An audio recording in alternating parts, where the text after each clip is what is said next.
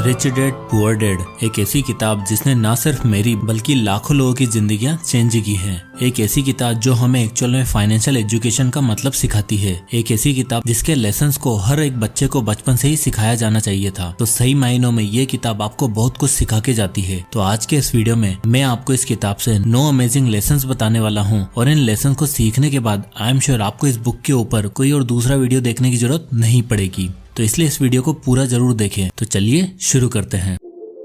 Lesson number 1, the rat race. Robert Kiyosaki ने rich dad poor dad book में एक बहुत ही इंटरेस्टिंग कॉन्सेप्ट के बारे में बताया है जिसे उन्होंने रैट रेस का नाम दिया है। रैट रेस का मतलब एक ऐसी फाइनेंशियल लाइफस्टाइल है जहां आप दिन रात मेहनत करते हो, पैसा कमाते हो ताकि जैसे तैसे आपके घर का गुजारा हो सके, क्योंकि आपके पास पैसिव इनकम का कोई सोर्स ही नहीं है और आप और आपकी फैमिली बस आपकी महीने की सैलरी के ऊपर ही डिपेंडेंट है। तो अगर आप काम नहीं करोगे तो आपके लोन्स कैसे पूरे होंगे, आपके क्रेडिट कार्ड का बिल कैसे जाएगा, आपके बेसिक खर्चे जैसे खाना पीना, इलेक्ट्रिसिटी, इनके बिल कौन भरेगा। और ये सारे खर्चे करने के बाद मंथ एंड तक आपकी जेब में कुछ नहीं बचता और आप वापस से नेक्स्ट मंथ उसी रेट रेस में लग जाते हो जहाँ सारी दुनिया चल रही है। अब हमें ये चीज बहुत नॉर्मल लगती है क्योंकि बचपन से हमें हमारा स्कूल और कॉलेज इसी के लिए ही तैयार करते हैं, क्योंकि जब सारी दुनिया रेट रेस में दौड़ रही है तो हमें भी उसके लिए तैयार किया जाता है और हम बस उसी में लग जाते हैं। बल्कि फॉर्मल एजुकेशन के साथ जो चीज हमें इस रेट रेस से बाहर निकाल सकती थी उसे तो किसी ने बताया तक नहीं, और वो चीज क्या है, वो है फाइनेंशियल एजुकेशन। तो यहीं पे आता है हमारा lesson number 2, financial education.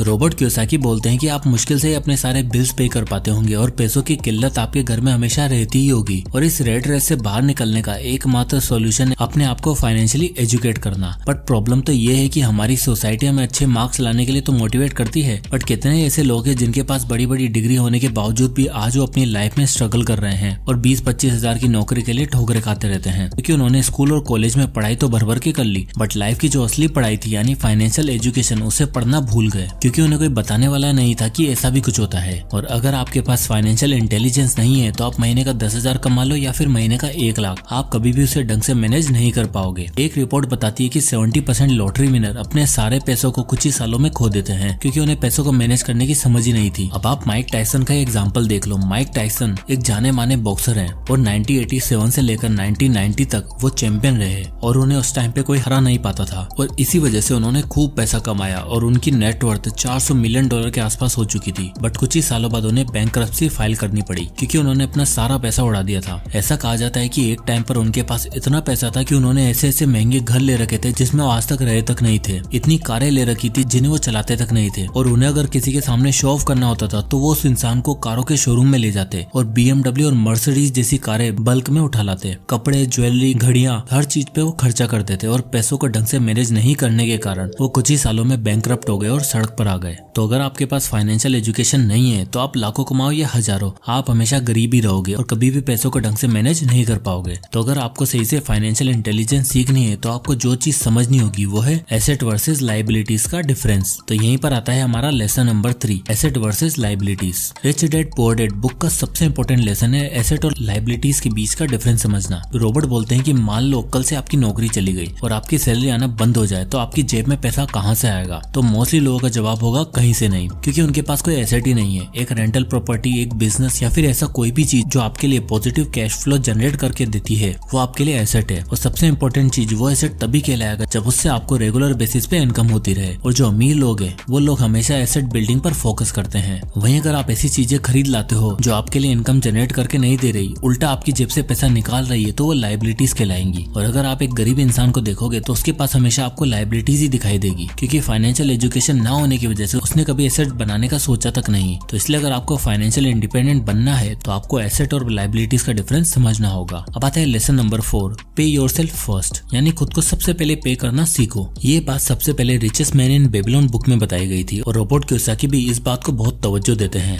Robert बोलते हैं कि आपको अपनी सैलरी का एटलीस्ट 10% सेव करके अलग रख देना चाहिए, क्योंकि जब लोगों की सैलरी आती है तो वो सबसे पहले खर्चे करने का सोचते हैं या फिर घर के यूटिलिटी यूटिलिटी पर खर्चा कर देते हैं, बट वो कभी भी खुद को पे करने का नहीं सोचते। रॉबर्ट कियोसाकी बोलते हैं कि ऐसा कई दिन होता है जब मेरे ऊपर बिल ज्यादा होते हैं और मेरी इनकम कम होती है, तब भी मैं सबसे पहले खुद को पे करता हूँ, यानी कुछ हिस्सा हमेशा अलग रख देता हूँ, क्योंकि जब आप खुद को सबसे पहले पे करते हो तो आप अपने लिए एक डिसिप्लिन क्रिएट करते हो, और जब ये आदत आपकी ऑटोमेटिक हो जाती है तो आप बाकी के बचे 90% से ही खर्चा चलाना सीख जाते हो, और ऐसा करने से आपका ये मात्र 10% आपके फ्यूचर के लिए वेल्थ बिल्डिंग करने में सहायता करता है। आता है lesson number 5, don't say I can't afford it, ask yourself how can I afford it. Robert Kiyosaki बोलते हैं कि उनका बचपन हवाई में गुजरा था और वहाँ पर बच्चों के लिए 2 तरह के स्कूल थे। एक था यूनियन स्कूल जहाँ पर गरीब फैमिली के बच्चे पढ़ने जाते थे, और दूसरा था रिवर साइड स्कूल जहाँ पर अमीर फैमिली के बच्चे पढ़ते थे। मैंने अपनी पढ़ाई रिवर साइड स्कूल से की। वो इसलिए नहीं कि हमारी फैमिली अमीर थी, बल्कि रिवर साइड स्कूल हमारे घर के पास में था, और उस स्कूल में जाकर मुझे असलियत पता चली कि मेरी फैमिली तो असल में काफी गरीब है, क्योंकि इस स्कूल में पढ़ने वाले बच्चों की फैमिली के पास बड़े बड़े घर थे, उनके बच्चे प्राइवेट बीचेस पर खेलने जाते थे, उनके खुद के घर होते थे, जबकि हम रेंट पर रहते थे।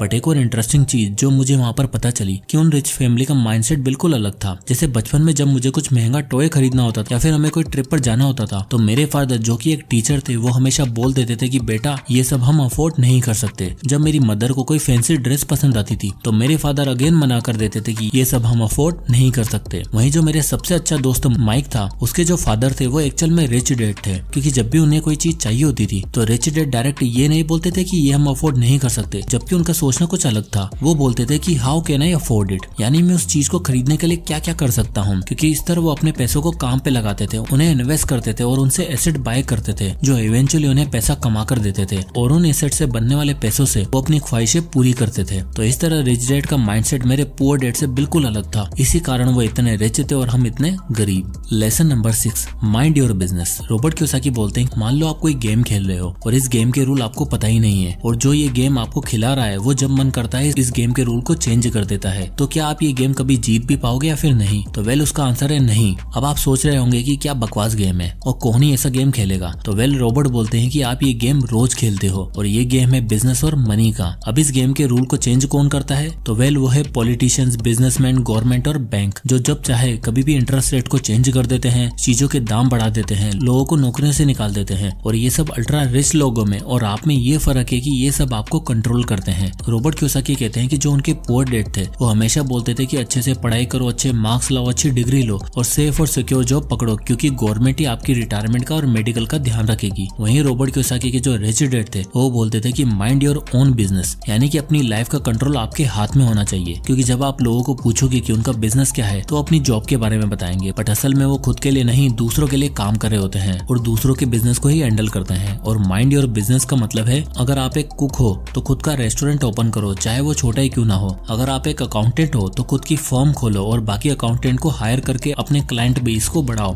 तो अल्टीमेटली अगर आप खुद के बिजनेस पर ध्यान दोगे तो आप दूसरों के लिए नहीं बल्कि खुद के लिए काम करोगे। अब आता है lesson number 7, overcoming fear. Robert बोलते हैं कि मैं आज तक किसी भी ऐसे इंसान से नहीं मिला जिसे पैसा खोना पसंद हो, और नहीं किसी ऐसे अमीर इंसान से मिला हूँ जिसने अभी तक कोई पैसा नहीं खोया हो। बट मैं ऐसे बहुत से लोगों से मिला हूँ जिन्होंने आज तक कहीं पर भी पैसा इन्वेस्ट नहीं किया है, क्योंकि उन्हें एक डर होता है, वो है पैसे खोने का डर। यहाँ तक कि हर अमीर इंसान को भी पैसे खोने का डर होता है, बट प्रॉब्लम ये नहीं कि आपके अंदर पैसा खोने का डर है, जबकि प्रॉब्लम ये है कि आप उस डर को हैंडल कैसे करते हो। और एक अमीर और एक गरीब इंसान में बस यही फर्क होता है कि वो उस डर को कैसे हैंडल करते हैं। रॉबर्ट बोलते हैं कि जब आप 20 की एज में होते हो तो ज्यादा इजीली अमीर बन सकते हो, बट जब आप 30 की एज में होते हो तो आपके ऊपर काफी रेस्पॉन्सिबिलिटी होती है, आप ज्यादा रिस्क नहीं ले सकते। तो रॉबर्ट अपने पुअर डैड का एग्जांपल देते हुए बताते हैं कि इसी डर के कारण उनके पुअर डैड ने कभी कुछ नहीं किया और हमेशा पैसे के टॉपिक को अवॉइड किया। और एक बहुत ही अच्छी कहावत है ना, everyone wants to go to the heaven but no one wants to die. हर किसी को अमीर तो बनना है बट रिस्क लेना या फिर अपने डर का सामना करना कोई नहीं चाहता। इसलिए ही हम ज्यादातर टाइम पैसे के टॉपिक को अवॉइड करते हैं और कभी इन्वेस्ट नहीं करते, क्योंकि हमें उसे खोने का डर होता है। और अगर आप फेलियर का सामना नहीं करोगे तो सक्सेसफुल होगे कैसे?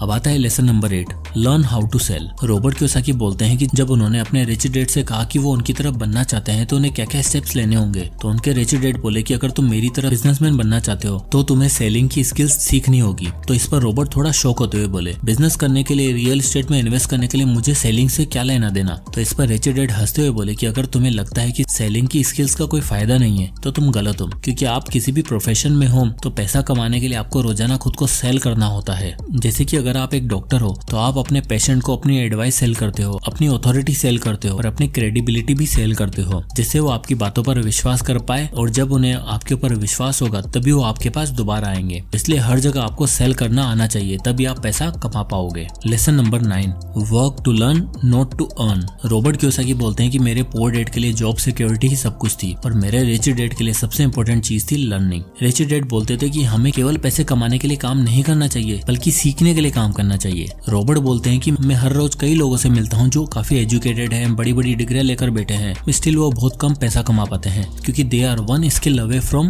Great wealth. यानी कि वो केवल एक स्किल दूर है अच्छी खासी वेल्थ बनाने से। और यही सबसे बड़ी प्रॉब्लम है, जो लोग डिग्री पर तो ध्यान देते हैं बट स्किल सीखने पर बिल्कुल नहीं। रॉबर्ट की पहली जॉब स्टैंडर्ड ऑयल में लगी थी, जहां वो साल का $42,000 कमाते थे और ये देखकर उनके पुअर डैड काफी खुश थे। लेकिन 6 महीने बाद रॉबर्ट ने उस जॉब से रिजाइन कर दिया और मरीन कॉर्प्स ज्वाइन कर लिया, क्योंकि वो पायलट बनना चाहते थे और सीखना चाहते थे कि डिफिकल्ट सिचुएशन में कैसे लीड किया जाता है। इस डिसीजन से उनके रिच डैड तो काफी खुश थे, क्योंकि रॉबर्ट कुछ सीखना चाहते थे, बट उनके पुअर डैड बिल्कुल भी नहीं। उन्हें लगता था कि रॉबर्ट इतनी अच्छी जॉब छोड़कर बहुत ही बड़ी गलती कर रहे हैं। और जब उनकी ये ड्यूटी खत्म हो गई तो उनके पास एक कमर्शियल पायलट बनने का ऑफर आया, जो कि एक अच्छी और सिक्योर जॉब थी। बट इसकी जगह रॉबर्ट ने जेरोक्स कंपनी में एक सेल्समैन की जॉब को चुनना पसंद किया। इस डिसीजन से अगेन उनके पुअर डैड नाखुश थे। उन्हें लग रहा था कि रॉबर्ट इतनी हाई पेइंग जॉब छोड़कर एक सेल्समैन क्यों बनना चाहते हैं। वहीं रॉबर्ट सेल्स और मार्केटिंग की स्किल्स को सीखना चाहते थे और यही सेल्स और मार्केटिंग की स्किल्स रॉबर्ट को फ्यूचर में बहुत काम आई और उन्होंने अपनी स्किल से इतना सारा पैसा कमाया। इसलिए हमेशा स्किल सीखने पर ध्यान दो, क्योंकि पैसों के लिए काम करोगे तो रेड रेस में ही फंसे रहोगे। लेकिन अगर एक भी स्किल पे मास्टरी कर ली तो वेल्थ बनाने से आपको कोई भी नहीं रोक पाएगा। तो दोस्तों, ये थे रिच डैड से 9 अमेजिंग लेसन जो हर एक इंसान को पता होने चाहिए। अभी तक वीडियो को लाइक नहीं किया तो लाइक जरूर कर दीजिए और मैं 9 लेसन को वापस से समराइज कर देता हूँ।